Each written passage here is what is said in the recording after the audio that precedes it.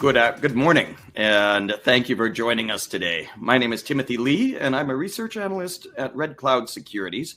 I'm delighted to host a Red Cloud webinar on silver and gold exploration and development today. We will hear from Andrew Williams, CEO, and also on the line is Carolina Ordoñez, VP Corporate Affairs of New Pacific Metals Corp. During today's webinar, they will provide an overview and outlook, and then we will take questions. You can type your questions into the chat box at any time, and we'll get to as many as we can. Before we kick things off, first we need to discuss some fine print during this New Pacific webinar. Forward-looking statements may be made. I would direct listeners to the company's forward-looking statements disclosure, and that's outlined on pages 2 and 3 of the company's corporate presentation. And that can be found on the company's website, newpacificmetals.com. For Red Cloud Securities, Inc., I would highlight that this webinar is for information purposes only. It should not be considered a solicitation or a recommendation to buy or sell securities. We note that this call does not consider the particular situation or needs of individual investors. Participants should rely on their own investigation and seek their own professional advice before investing. Please see our most recent research located on the Red Cloud website for specific disclosures pertaining to New Pacific Metals. So we have New Pacific presenting today. The company is focused on silver and gold exploration in Bolivia, where it has a pipeline of projects from its flagship silver sand project to its earlier stage exploration targets. That said, I now turn it over to Andrew and Carolina to update our audience on the company. Well, thank you, Timothy, and thanks to everyone who's on the line joining us today.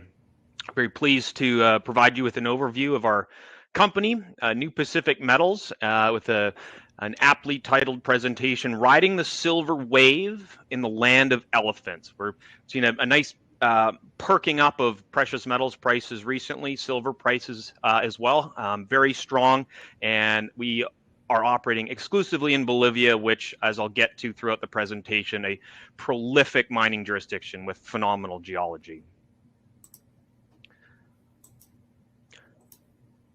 So, New Pacific Metals, our journey into Bolivia began in 2017 with an exploration concept known as the Silver Sand Project. It was this idea that brought us as a first mover back into Bolivia, and that project has since become one of the best, if not the best, primary silver discoveries that's been made anywhere in the world in this past decade. And in January of this year, we released our preliminary economic assessment study, highlighting a project that can produce 171 million ounces of silver production over a 14-year life at $10 an ounce all-in sustaining cost, yielding an after-tax net present value of $726 million and a 39% after-tax rate of return and a sub-2-year payback period on the capital invested. Truly a fantastic project. And if that wasn't a tough enough act to follow, in the middle of 2021, our company acquired the Carangas project, which is in the middle of our slide. And we've drilled Carangas over the last 2 years, and Carangas has now become a second major discovery within our company. Again, a greenfields discovery.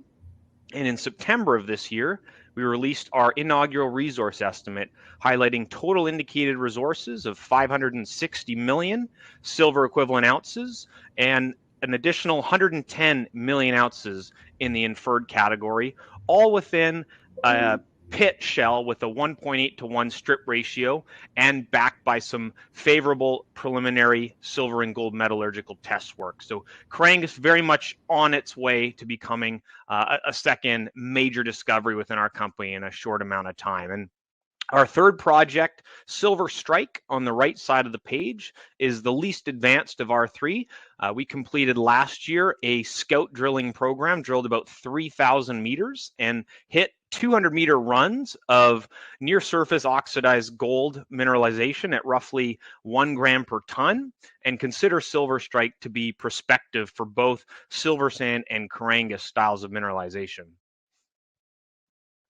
So looking at our near-term work plan across our 3 projects at Silver Sand, we're expecting to complete our pre-feasibility study by the first half of next year. So upgrading the PEA study that we released in January of this year into a pre-feasibility study. That work's being done by AMC Mining Consultants. And we're also, in parallel to that, working towards completing our environmental impact assessment study. And last but not least, we're working with the state-owned mining company Commie Ball to obtain the ratification and approval of a signed mining production contract for areas that surround our silver sand tenements. And then at our Carangas project, so we've completed the remainder of our drilling for our resource statement. That completed in April of this year. We drilled 17,000 meters. And then over Q2 and into Q3, we worked on our inaugural resource estimate, which we put out in September of this year. And then for our next steps at Carangas, we're expecting to complete our preliminary economic assessment in the first half of next year. The timing of that will correspond more or less to when we also expect to release our silver sand pre-feasibility study in probably April, May, June, call it Q2 of next year. And then at our Silver Strike project, at the beginning of this year, we made the decision to pause our exploration activities and really focus our efforts on both the Silver Sand and Carangas project. We've got a lot on our plate. We're a small junior company as well. The market environment, as I'm sure a lot of the attendees on this webinar can appreciate, is we just weren't getting the credit for the types of drill holes we were putting out at Silver Strike. So when you combine a bandwidth issue and a weaker market, we hit the pause button, but still consider Silver Strike to be a highly prospective property in our portfolio. And at some point in the future, we'll be excited to get back in and start drilling again, but not this year. So stepping back and looking at Bolivia, how have we been so successful as an exploration company operating in this country over the last 6 years? The first point to emphasize is that the geology in Bolivia is first class. So just 35 kilometers from our flagship Silver Sand project is the 3 billion ounce Cerro Rico silver deposit, which has been continuously operating since 1545. It was the mine that financed the mighty Spanish Empire for centuries. I mean, one of the great mineral discoveries in our world's history. And also, if you look at the map, we're geologically consistent with neighboring Chile, Peru, and Argentina, which are 3 very significant mining countries. Second point to highlight is that Bolivia is a mining country. The mining culture runs deep in its DNA. In 2022, Bolivia was ranked as the 6th largest silver producer globally, and mining makes up 21% of the country's exports. And last but not least, the country's seen very little modern exploration over the last 20 years. So when you combine fantastic geology with a country that's steeped in mining culture and an underexplored area, more or less, you create a very fertile ground for a company like New Pacific to come in. Like I said, 2017, to come in and make a fantastic discovery at Silver Sand and follow it up with what we've found at both Carangas and Silver Strike in a short amount of time. The next slide, Carolina. So zooming into our flagship Silver Sand project, this slide gives you a nice overview of what we've accomplished over the last 6 years. So we've drilled 136,000 meters in 551 holes over the last 5 years, and that drilling forms the basis of our Silver Sand resource estimate, the first of which we released in 2020, and then we released an updated resource estimate in the fall of 2022. And that updated resource estimate is what was used for our preliminary economic assessment that we released in January of this year. This next slide gives you a cartoon overview, a very simplified geological description of the Silver Sand project. So the first point to note is that this is a broad disseminated system. So it's thousands of little veinlets that coalesce in sufficient density to form a bulk mineable deposit. It also comes right to surface, so lends itself extremely well to open pit mining. And the last point I'll note is if you look at the geology, so in blue, that's the rock that hosts the silver sand project. It's a very porous sandstone unit. And in green at the top of the image is an impermeable mudstone horizon. So you can imagine this the silver bearing mineralized fluid flowing up through the porous sandstone unit and encountering that impermeable mudstone horizon and dumping out the best and high and most rich silver grades against that contact, which is really important when it comes to mine planning, which I'll get to in a subsequent slide, but really means that we get into the best grades of this deposit right away. This is our updated resource estimate in bold, measured and indicated resources of over 200 million ounces of silver, and that's at 116 grams per ton on a gold equivalent basis, about 1.5 grams. So if you think about it intuitively, an open pit at 1.5 grams gold equivalent, it makes good sense why the economics of this project would come out so strong. And the other point I'll highlight from this slide at Silver Sand is that almost all of our resource is in the measured and indicated category. So when we're working towards our pre-feasibility study, of which you need only measured and indicated resources can be converted into reserves, we expect almost all of our mineral endowment to convert to reserves with no additional drilling required. This slide gives you an overview of the highlights from our PEA study that we released in January. So within the open pit, the strip ratio of 3.6 to 1, processing 4 million tons of ore per annum. That's about 11,000 tons per day on a calendar day basis at a diluted head grade of 107 grams per ton silver. And then processing that through a conventional crush, grind, tank leach, and recovery by the Merrill-Crowe process, we expect to recover 91% of that contained silver into silver doré bars, which means that we'll get paid 99% of that silver content. And so if you run that at $22.50 silver, 171 million ounces of payable silver over the mine life, that's $3.5 billion of life of mine net revenue, net of the 6% top line royalty, at an all-in sustaining cost of just over $10 an ounce. And so working that through, that's $726 million of after-tax net present value, a 39% post-tax IRR. And what I love about this project's financeability is the 1.9 year after-tax payback period. And so going back to that payback period, tying that into the geological slide, as I mentioned, the best grades pool right up against that contact between the porous sandstone unit and the impermeable mudstone horizon. So when we start mining this deposit, we get into the guts of the system immediately. And so over the 14-year life, we'll produce roughly 12 million ounces per year, but in each of the first 4 years, when we get into that high-grade zone, we're going to produce roughly 16 million ounces of silver per year.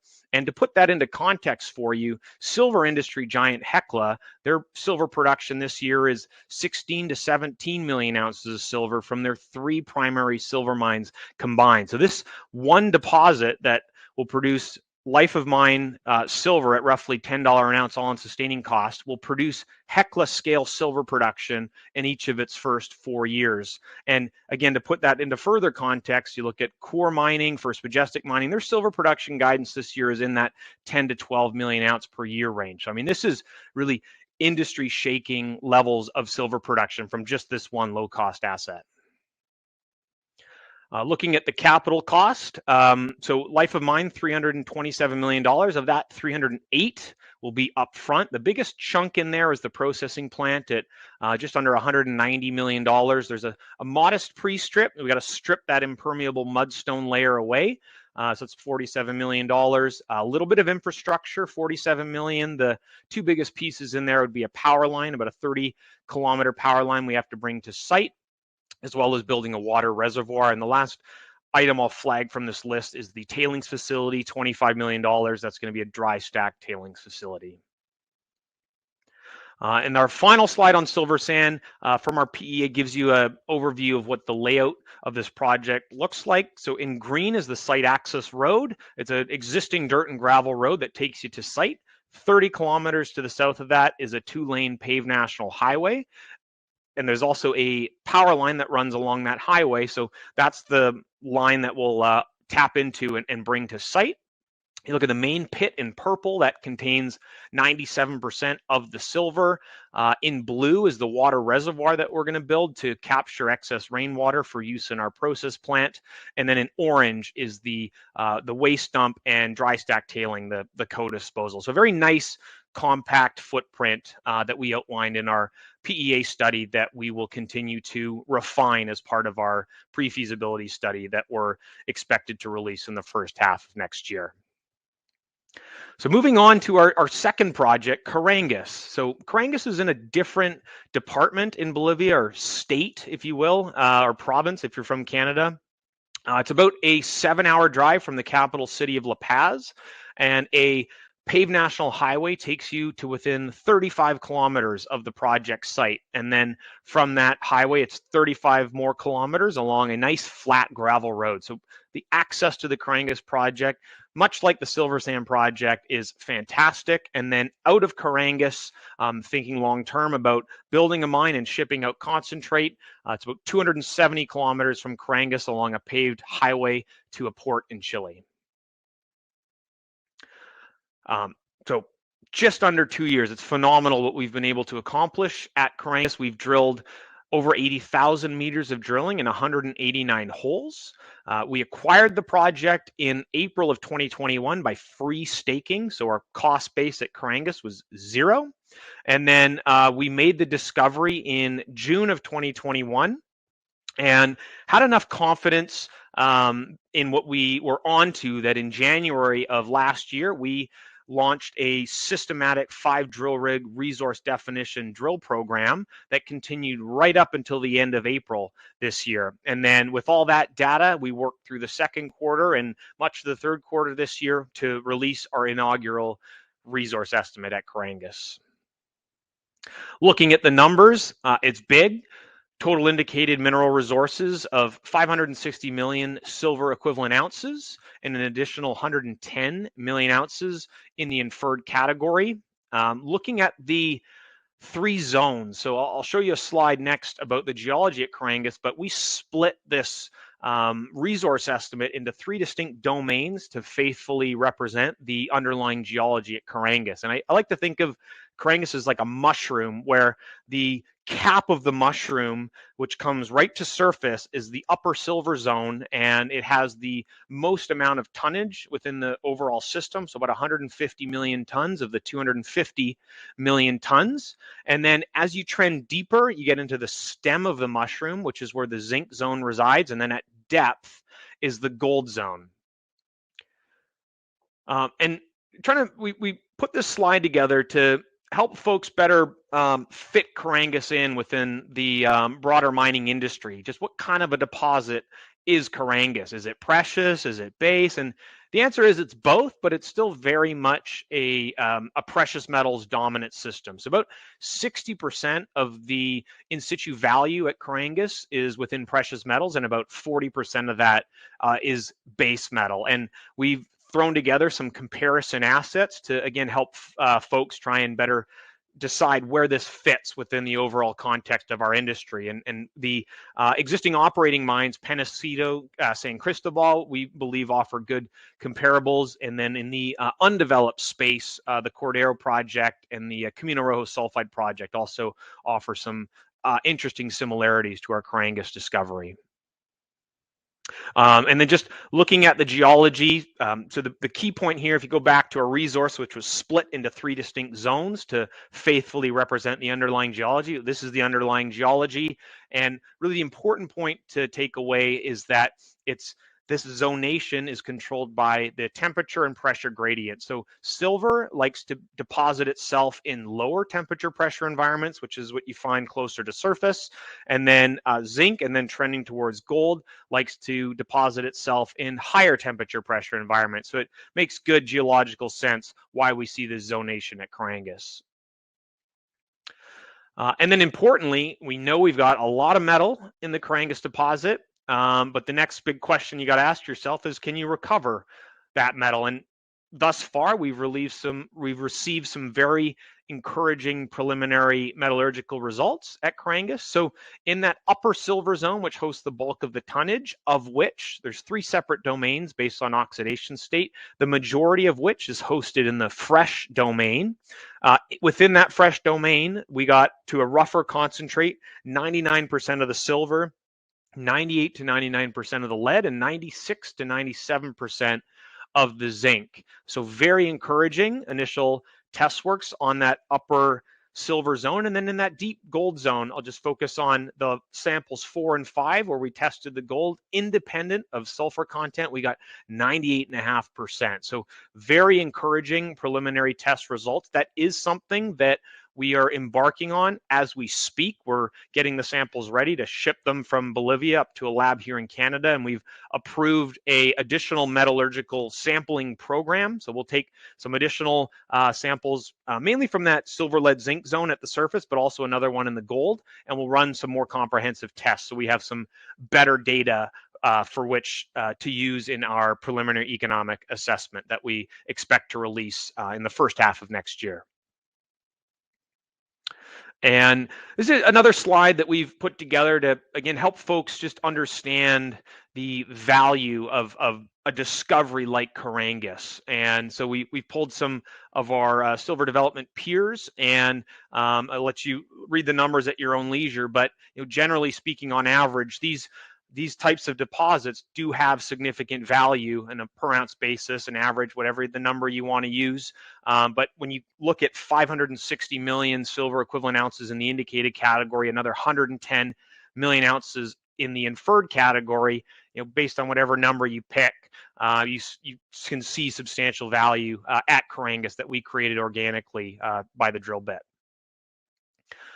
Just this slide gives you a sense that not only have we defined mineralization within our resource estimate, there's more to give. So underneath our pit shell, there's additional gold mineralization similar in size and grade to what we've defined. And we're going to be looking at whether or not we can economically recover that mineralization in a bulk underground mining scenario. So we're looking at that as part of our PEA study. So potentially we can pull some more gold mineralization onto our books. As well, the gold zone on the left, it trends to the north-northeast direction and is very much open at depth. Last but not least on Corangus, so our discovery, which you can see where all the drill holes are peppered, bottom left corner, was blind when we made it initially. It sits underneath 35-40 meters of cover. And so what we did was we ran in January of this year a much broader geophysical survey in the Corangus Basin that flagged another 5 distinct anomalies. And so what this tells us is what we found so far, while it's substantial, might just be scratching the surface in a much larger district at Corangus.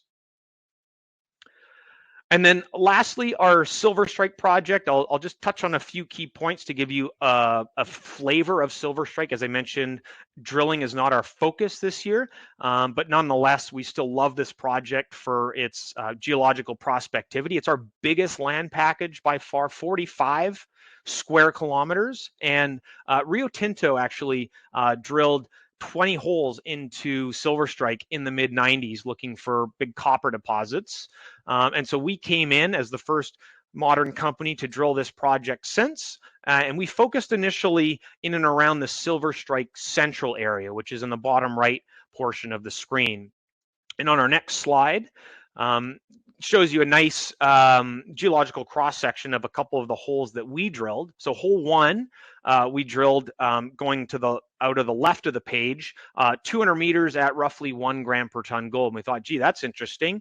So hole 2, we scissored it and also we hit 220 meters at roughly 1 gram per ton gold, including a nice high-grade subinterval of 86 meters at 2.2 grams per ton gold. And if we zoom in further on that 86 meters of 2.2 grams, we get, call it 5 meters at 9 grams per ton gold against this contact with the rhyolite unit, which is unmineralized. And so we're encouraged by the fact that this contact between the volcaniclastic unit and the rhyolite unit offer a very interesting target for us to step out laterally, as well as at towards surface and at depth to look for additional extensions of this high-grade gold mineralization. So that certainly would be one of the main targets that we'd be looking to tap into when we do get back in and resume drilling at Silver Strike.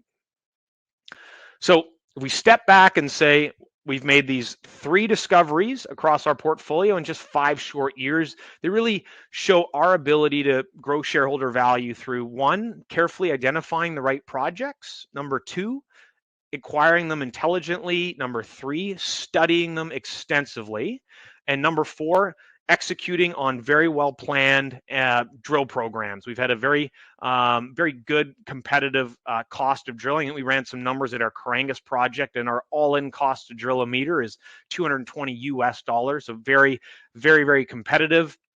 And last but not least, we do have a project generation team that's been working hard this year, trying to find new projects. Again, we still believe that Bolivia is a vastly underexplored jurisdiction, and we certainly have a first mover advantage operating in the area.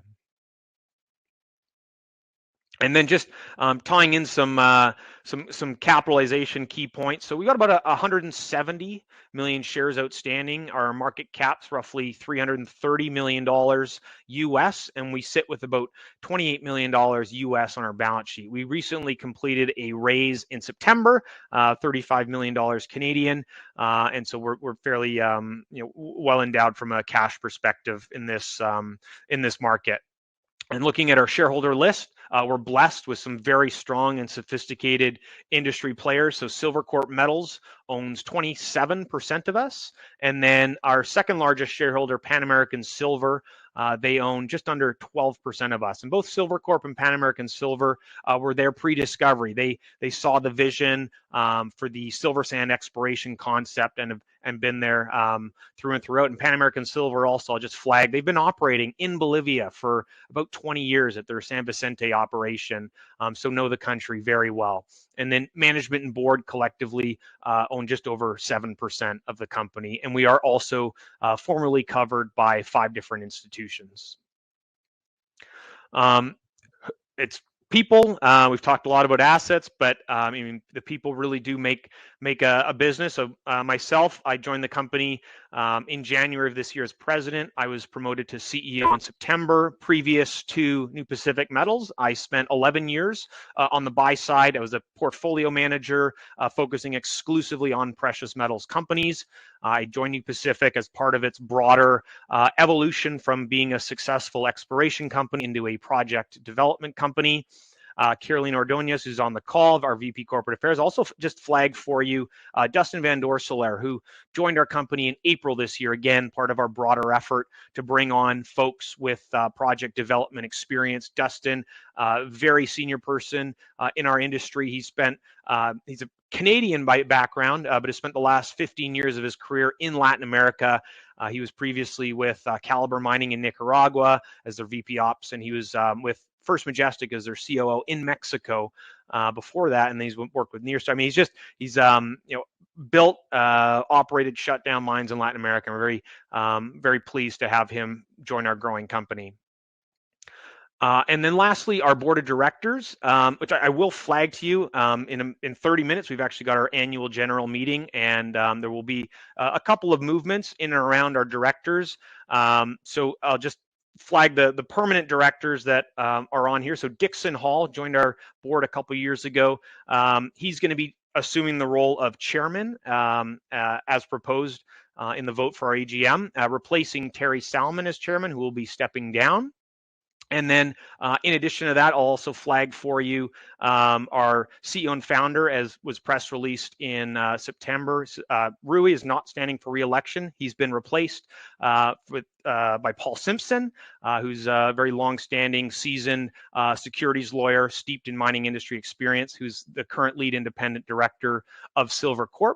And I'll flag as well Martin Laforne, who's the Senior VP of Tech Services at Pan American Silver, a huge asset for us, one of the top technical silver mines in the industry. And last but not least, I'll flag Dr. Peter McGaw, who's a renowned silver geologist who's won the prestigious Thayer Lindsley Award for his discovery of big silver deposits. So, we do feel like we're right-sizing ourselves. I should add, we got adding one more director, Miles Gow, who's a very seasoned boots on the ground mine operator. He's operated big mines globally over a very distinguished career, and so we feel like we're staffing ourselves up with the necessary expertise again to successfully transition ourselves from being an exploration company into a project development company, and we feel like we're very well towards the finish line there.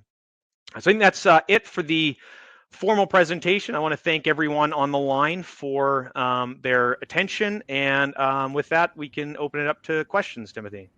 Great. Thank you very much, Andrew, for the very informative presentation. As Andrew said, we'll now start the Q&A portion of the webinar. A reminder to everyone on the line, you can type your questions into the chat box at any time. We already do have a few questions. Maybe I'll step back and ask one here. We have a few questions on the political side of things. So obviously you have experience in Bolivia. Can you give us your assessment of the current political climate in the country? Yeah, great question. So I think Bolivia. So the current president, Luis Arce, is he's the head of the MAS party, which has been in power since 2005, but under a different president. Before that, it was run by Evo Morales, who is very much a left-leaning president. And so within the MAS party itself, the next presidential election is coming up in October of 2025, so just under 2 years from now. And so both Luis Arce and Evo Morales are competing for leadership of the MAS party, much like we see in the United States, where Trump and Ron DeSantis are in a battle for who will lead the party going forward. So that's very much a topic of interest in Bolivia, and that's something that our point of view is that assuming that if the MAS party were to win the next election, which is not a given. I mean, it's a open election. Bolivia has a very good track record of free and democratic elections. But whether it's Arce or Evo Morales that takes over as MAS, I think we've shown an ability to work with either. I think when Evo Morales, when we came to the country in 2017 and had the success that we have, he was the existing president. He's very pragmatic, but same can be said about Luis Arce, who was the finance minister under that. He's a very technocratic type person, and so I think yes, like any country, there's ebbs and flows politically, but I think the playbook that companies that have successfully operated in this country is that if you can bring to the table world-class technologies, operate to the highest environmental standards, of high standards of community benefit and worker safety. I mean, that's the playbook in Bolivia, and you somewhat insulate yourselves from a lot of the ebbs and flows of the political cycle, and importantly, have a profitable operation that meaningfully contributes to the country in terms of taxes and royalties. I mean, that's the playbook, and that's what we're sticking to. And as long as we stick to that strategy, we decouple ourselves somewhat from the ebbs and flows of what's going on politically. But yeah, very interesting politically, as is the case in every country in the world today. But I mean, that's kind of where things stand. Great, thank you. And then zooming in a bit, what about local community relations? Do you have local communities by your projects? Are there any negotiations or I guess, what are your efforts also on the community relations front? Yeah, I mean, great question. So, I mean, this is something that we've been working on since day one when we arrived in the country. And we know our communities really well. We've in this year alone, again, as we've been transitioning from a exploration company into a project development company, we've added some really good CSR focused people onto the team. I mean, it's just amazing the talent that exists in Bolivia from some of the major operations that have been going on there for the last 20 years. And so we're certainly continuing on that front and ramping it up as we get closer and closer towards having a project that's shovel ready. And so it's just an ongoing effort of outreach, engagement, building trust. We do a really good job systematically of going through community by community, introducing ourselves, the team, explaining the project, and really building strong relationships. That's really the key of it, and it's a process, right? It's like any relationship with anyone you know. It's the same thing with communities. That's a collection of individuals, and so we're continuing to push forward on that front, and we think that we've got the team and we're on the right path forward to to earn that social license that is so critical towards building and operating a mine in today's environment. Great. And we do have one question here that's kind of specific, a specific topic related to that. There's been some recent news in Bolivia regarding illegal miners and maybe environmental damage related to that. Are there any illegal miners or any of those issues at Silver Sands or your other properties? Yeah, I mean, like Bolivia it's a mining country. There's mining that goes on everywhere, and if you just go take a drive through the area, I mean, it's just part of the culture in Bolivia, and I think that's a really good point. That it is in the news a lot lately. That the environmental effects of illegal mining are they're awful, and these miners don't operate under any sort of regulation, and I think that's been receiving a lot of attention in the news recently. And you kind of go, well, why is that the case? I mean, if this has been always the case that illegal mining is harmful to the environment, why now? And I think the other point that's really salient is they aren't subject to the same tax and royalty obligations as large-scale companies that operate within the confines of the law. And I think that's something that's important to the Bolivian state to ensure that they get the necessary tax and royalties that's due to them from mining of the country's resources, which do belong to the Bolivian people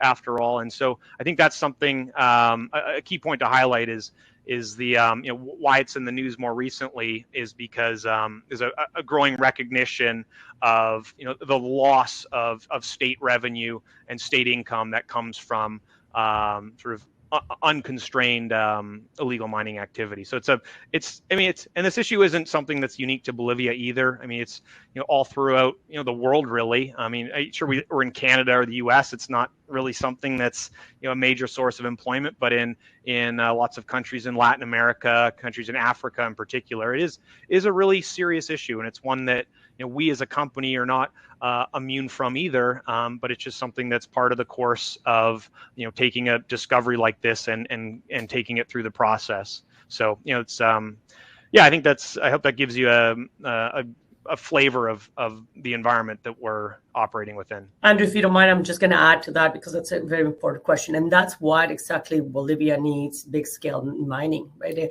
the last big mining operations that we have there was the Sumitomos and Pan Americans. They've been in production for the country for the last 15, 17 years. And so that's what they need, new mining companies getting into production, because they know that these companies come with all the standards, regulations, and so forth. And then they will absorb this illegal mining, but it also leaves a lot of know-how in the country as well, protecting the environment and everything that, foreign investment brings to the country. So again, this is why it's important to, and it's also recognized by the government itself that they need to create that partnership with the foreign companies to come and bring know-how and investment. Thanks, Carolina. Always nice to have a Bolivian on the call. Yes, absolutely. Continuing on a similar vein here, what is the permitting process for exploration and eventually mine construction? And maybe particularly could address the environmental impact assessment process. Sure. Yeah, no, great question. So similar to Canada, the first step is you kick off by filing a project description that kind of lodges it in the system. So in Bolivia, that's called a project categorization form. So we filed earlier this year and received our categorization in May of this year that categorized our project as a Category 1 project, a major mining operation. So we sort of officially kicked that process off, and then really the next step is actually submitting the environmental impact assessment study, which requires data, which we've got probably 90% of the necessary data. We still need to go back in for one more wet season to collect biological flora fauna water samples. The wet season is just about to kick off, sort of January to March. So we're going to get in and collect that additional data. And then we need one more dry season sample after that, which will be, call it April, May. And then we'll have the necessary data that we need to submit our environmental impact assessment study. There is also, before that submission, that's on the environmental side. On the social side, we host what's called a public consultation session, which is where the communities are invited to one last opportunity to hear the project, chat, but ultimately we're working well ahead of that with our communities to make sure that all our issues have been addressed beforehand. And then once we've got the baseline data, we've done this public consultation, those come together for the submission. And then that goes to the Ministry of Environment and Water. And then from there, our consultants in the country have given us a timeline of about 3 to 6 months after that submission for it to work through the system and ultimately get our approval. And I will flag that I get this question a lot, like, hey, when was the last time someone permitted a big open pit mine in Bolivia? And it's a great question. It's been 15, 20 years. It's been done before. I think the playbook's there, but there's a certain element of it where we are pioneering to a certain extent, and that's where us as a management team are adding the value is successfully negotiating this landscape. But on the other hand, whilst no large scale mines have been permitted in 15, 20 years, there's been several small scale projects that have been. And so at least we know that the machinery and the mechanisms within the country do function well. And so we're going to continue to, with our great team that we've assembled this year in the country, push it forward. But that's, hopefully that gives you a sense of what the path looks like towards our environmental permit. Great. Well, shifting directions a little bit here. Obviously, Silvercorp's a substantial investor in the company, and Pan American has also come in as an investor. What role will they play? Are they actively involved, or are they just passive investors at this time? Yeah, I mean, great question. So, yeah, I'm definitely not actively involved. I mean, as you see with our board, we've got Paul Simpson, who's a Silvercorp director, is hopping on the board, and Pan American Silver. They've got Martin Wafforn, their technical VP, is on our board as well. So we do have board representation from both companies, but our management team is independent New Pacific. So it's a point to flag. They've both been there, as I mentioned, from day one, pre-discovery at Silver Sand. So they know the project, the environment really well. But I will flag that in our recent financing, so we raised $25 million US, 10 million of that came from Pan American. I mean, in our recent financing, they went well beyond their pro rata, and Silvercorp also, they put in another 5 million US. So both companies continue to be very active supporters of what we're doing, and I think they both understand the strategic value, in particular, of a project like Silver Sand that can produce, as I mentioned earlier, that scale silver production in a world that desperately needs new sources of silver production. Great. A different question here, but can you give us an approximate breakdown of your focus and maybe even of the budgets for the 3 projects in 2024? Yeah, great question. So Silver Sand will be our biggest portion of the budget. Just on the studies alone, pre-feasibility study, likely, pending a successful outcome, which we certainly expect. If we go into full feasibility study, that'll be on top of that. Probably, and we need to do a couple of geotech holes later in the year. Environmental impact assessment study, probably somewhere in the neighborhood of, I don't know, 5-6 million, something like that. It could be just a ballpark guess. Carangas will be much less than that. Like for us, we really are focused on getting that PEA study done and really understanding what the economics of Carangas look like. And we're also collecting additional metallurgical data this year. I think it's about a Canadian $400,000 exercise. You got the PA on top of that. So probably, the low single digit millions would be my guess at Carangas.